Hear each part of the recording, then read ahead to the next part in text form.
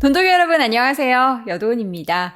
오늘은 최근 가장 이슈가 되고 있는 상품 가운데 개인만이 살 수 있는 개인 투자용 국채에 대한 이야기를 해볼까 합니다.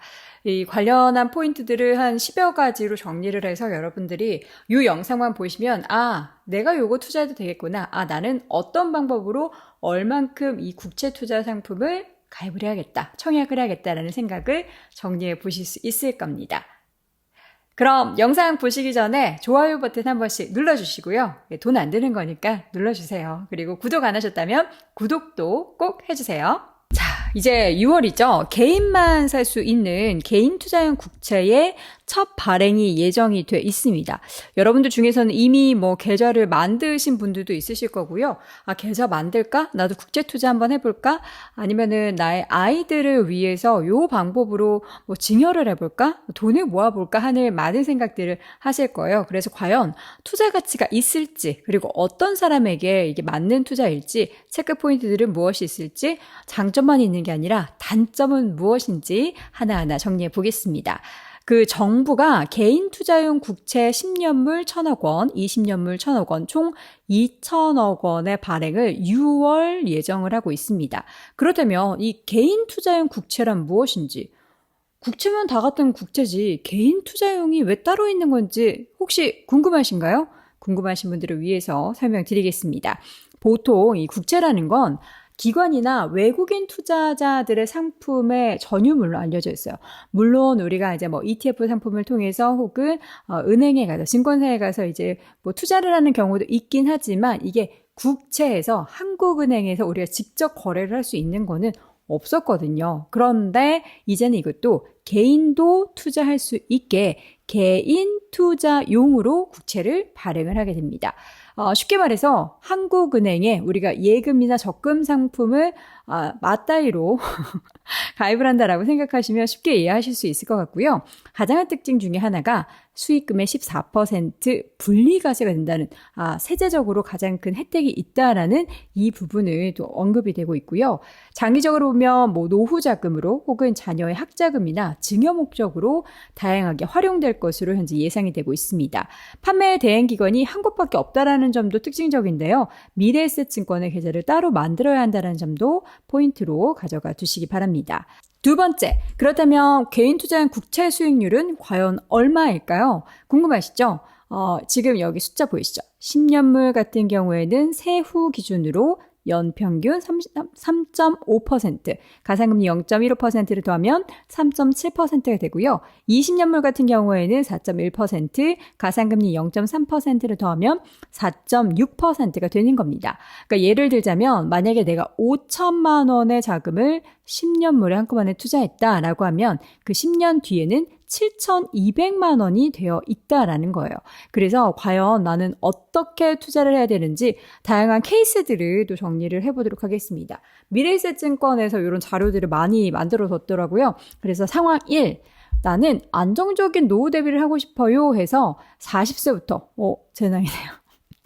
40세부터 20년 동안 매월 50만 원씩 납입을 하는 거예요. 이제 50만 원씩 나눠서 매입을 하게 됐을 때 20년간 60세부터 내가 받을 수 있는 금액은 약 100만 원 정도로 예상을 해볼 수가 있겠고요. 두 번째, 저는 이 국채 매입을 자녀의 학자금을 마련하는 용도로 쓰고 싶어요 해서 4년 동안 매년 500만 원씩, 그러면 2천만 원을 매입하게 되죠. 그렇게 돼서 이제 아이가 0세 때, 그럼 20세가 됐을 때 4년 동안 이 돈이 어떻게 돼 있냐? 약 매년 1,000만 원을 수령할 수 있게 되는 겁니다. 이제 4년이니까 이렇게 1,000만 원, 1,000만 원, 1,000만 원, 1,000만 원에서 총 4천만 원을 수령하게 되는 거죠. 세 번째, 목돈을 마련하고 싶어요 하는 케이스. 1억 원을 일시 매입했을 때 20년 뒤에 한꺼번에 2억 원을 수령할 수 있게 되는 겁니다.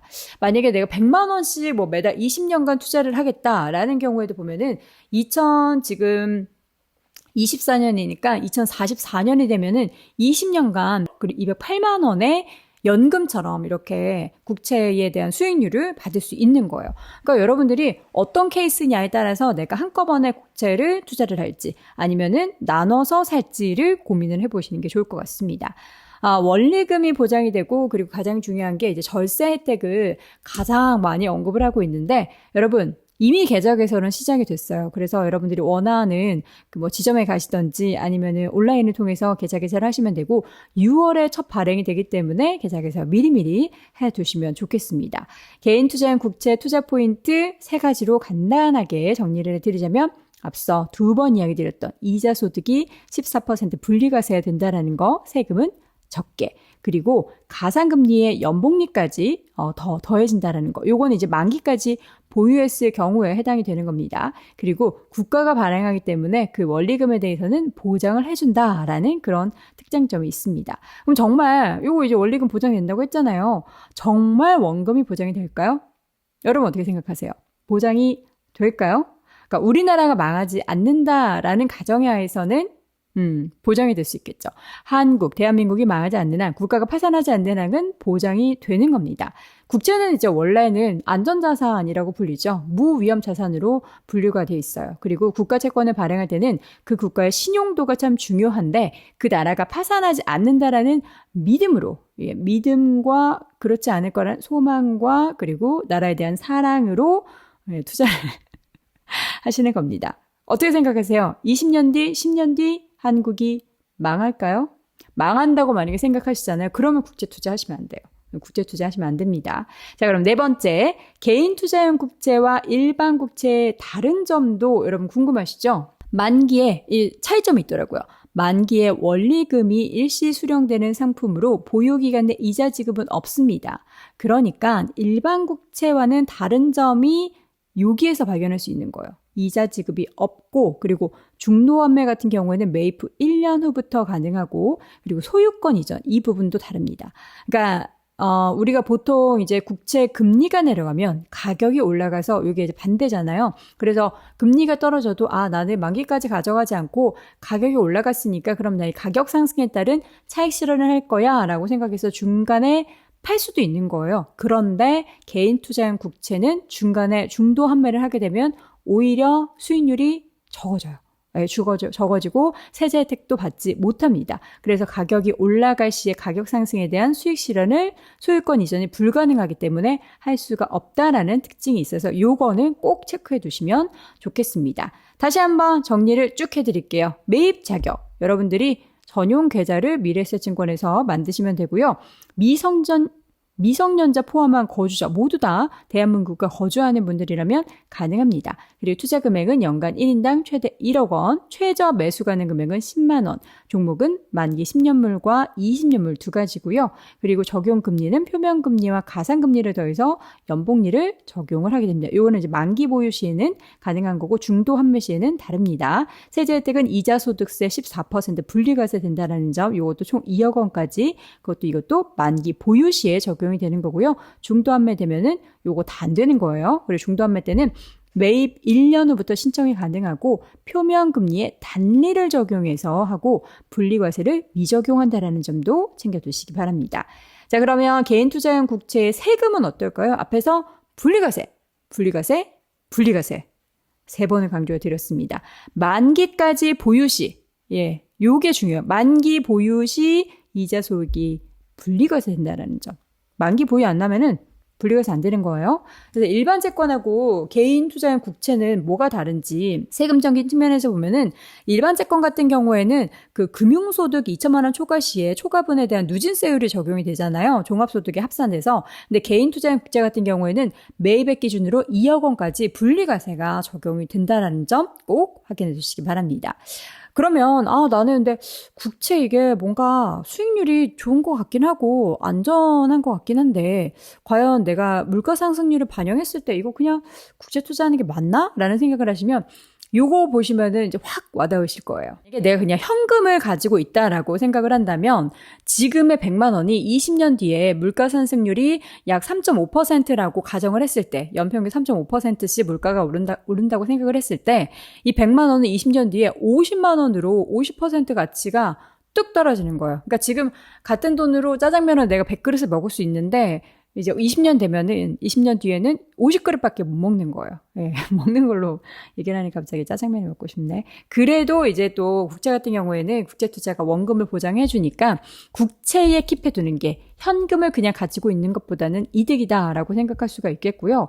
그러면 이게 국채투자가 아무리 안정적이고 뭐 이게 분리가서 된다고 해도 단점은 없는지 있죠. 단점이 있어요. 앞서서 우리가 소유권 이전이 안 된다고 했잖아요. 그래서 채권 가격 상승에 따른 차익 실현이 불가능하다. 이게 어떻게 보면은 단점이라고 볼 수 있겠고요. 중도 환매 시에는 세제 혜택 없다. 그러니까 세제 혜택을 주는 대신 중도에 내고 환매를 하게 되면 세제 혜택 받을 수가 없고 이자 지급 없이 만기에 일시에 지급한다라는 점. 그럼 중간중간에 이제 받고 싶으신 분들 뭐 10년, 20년 그 사이에 현금 흐름이 발생했으면 좋겠다라는 분들도 이게 해당 안 되니까 이게 단점으로 적용될 수 있을 것 같고 고소득층에게는 좀 이득이 많을 것으로 이 개인 투자용 국채가 각광을 받겠지만 일반적인 분들한테는 과연 이 세제 혜택이 크게 와닿을까? 혹은 이게 중간에 우리 중도 환매를 굉장히 많이 할 수도 있을 텐데 이거 투자해도 되나? 라는 그런 고민을 하게 만들 것 같습니다.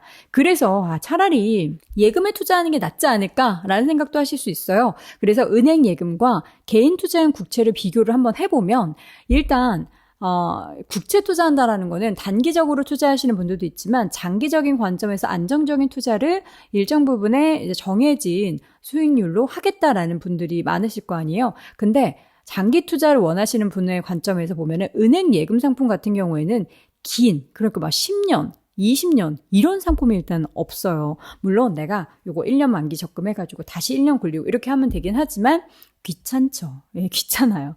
근데 세금적인 부분에 있어서도 예금 같은 경우에는 이자에 대한 이자 소득세 종합과세 대상에 해당이 되고 개인 투자인 국채 같은 경우에는 이자 소득세가 분리과세가 된다는 점. 요거 이제 플러스 만기까지 보유시라는 점 요거 꼭 잊지 마셔야 됩니다. 자, 그러면 어떤 사람들에게 이 개인 투자용 국채가 적합한 투자처가 될까요? 한 10년, 20년 내가 투자한다고 생각했을 때 1, 2억 정도는 내가 그 자금을 중간에 샀지 않아도 되는 여유 자금이 충분히 있으신 분들 혹은 내가 뭐 1년까지는 아니더라도 계속해서 뭐 50만 원이든 100만 원이든 계속 국채를 매입을 했을 때 내가 국채를 투자를 했을 때 중간에 난 안 찾을 자신이 있다 하시는 분들에게 유리할 것 같고요. 그리고 지금 시점에서 사실 한국 금리가 내려갈 거라고 생각하지 않으세요? 그렇게 생각한다면 현재 금리를 확정 짓는 것이 이득이기 때문에 3.5% 확정 짓는 것이 이득이기 때문에 그런 생각을 하시는 분들에게 적합하고 또 세율이 높아서 고민되시는 분들 그러니까 돈 많으신 분들은 뭐 종합소득 관련해서 여러 가지 비중도 높고 여러 가지 금융소득도 많고 이런 분들에게는 또 그래도 세제적인 측면에 있어서 혜택이 있으니까 좋은 대안이 될 수 있고 1년 목돈 나 안 써도 돼 이건 첫 번째 것과 일맥상통하는 거죠. 이런 분들에게 적합하고 마지막으로 내가 정말 끈기 있게 중도 환매를 하지 않고 가져가서 이 모든 혜택을 누리겠다, 누릴 수 있다라고 생각하시는 분께 적합한 상품이다라고 볼 수 있습니다. 자, 그럼 10번째. 과연 개인 투자용 국채는 전용 계좌를 별도로 만들어야 될까요? 앞에 내용들 쭉 잘 따라오셨던 분들은 앞에 말했잖아요 라고 할 수 있는데 전용 계좌 뭐 다 은행 가면 할 수 있는 거 아니에요? 라고 생각하시는 분들도 있죠. 아닙니다. 별도로 만들어야 되고 미래에셋증권에서만 가능하다라는 거예요. 이게 only 미래에셋증권이라는 점 잊지 마셔야 되는데 미래에셋증권 저 계좌 있는데요? 또 만들어야 돼요. 이 개인 투자용 국채에 관련한 전용 계좌를 별도로 따로 만들어야 합니다. 나 증권계좌 있어요 라고 해도 따로 만드셔야 되는데 지점에 가시거나 혹은 모바일 앱 M스탁을 통해서 개설이 가능하니까 되게 간단하더라고요. 개설해 보시기 바라겠고요. 더해서 청약 후에 과연 이 국채에 우리가 입찰을 하잖아요. 수량에 따라서 청약을 했을 때 미배정이 될 수도 있나라는 질문도 있더라고요. 이게 청약 수량에 대한 그 기준이 청약 총액이 월간 발행 한도 이내일 경우 청약액에 대한 전액이 배정이 되는데 만약에 월간의 발행 한도에 초과되는 물량들이 청약이 될 시에는 소액 청약이 좀 우선적으로 배정이 된다라는 점도 체크해 주시기 바랍니다.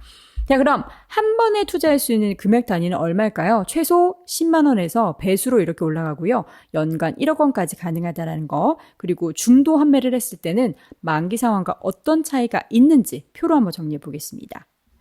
만기 상환까지 하면은 앞서 이야기했었던 것처럼 두 가지가 달라요. 이자 그리고 과세 부분. 표면금리와 가상금리로 1년 복리 계산을 하게 되고 분리과세가 적용이 되는데 중도환매하는 경우에는 표면금리로 1년 단리로 계산이 되고 분리과세 혜택은 없습니다. 그리고 중도환매는 발행 후에 1년 후에야 중도환매 신청을 할 수 있다라는 점. 그리고 지급일은 역시나 뭐 만기상환은 당연히 만기상환일 그 당일에 가능하고요.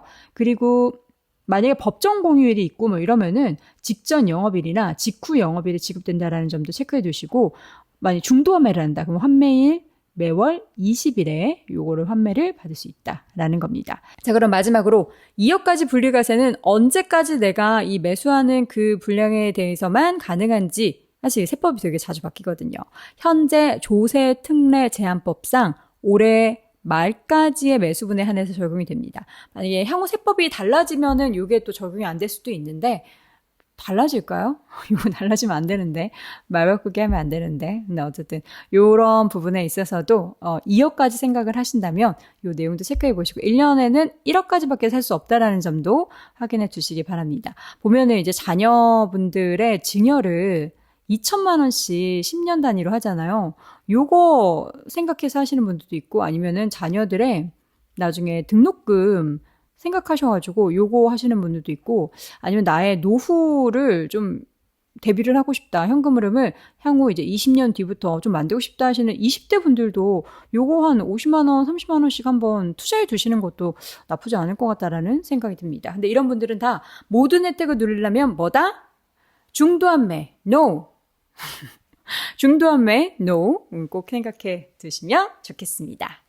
자, 오늘은 개인만 또 청약을 할 수 있는 국채 투자에 대한 이야기를 해봤습니다. 다양한 재테크 수단, 상품들 요즘에 많이 쏟아지고 있는데요. 여러분들이 현명하게 잘 선택하셔서 여러분들의 자산이 날로 달로 많이 불어나기를 바라도록 하겠습니다. 저는 그럼 또 다음 영상으로 돌아올게요. 여러분, 안녕!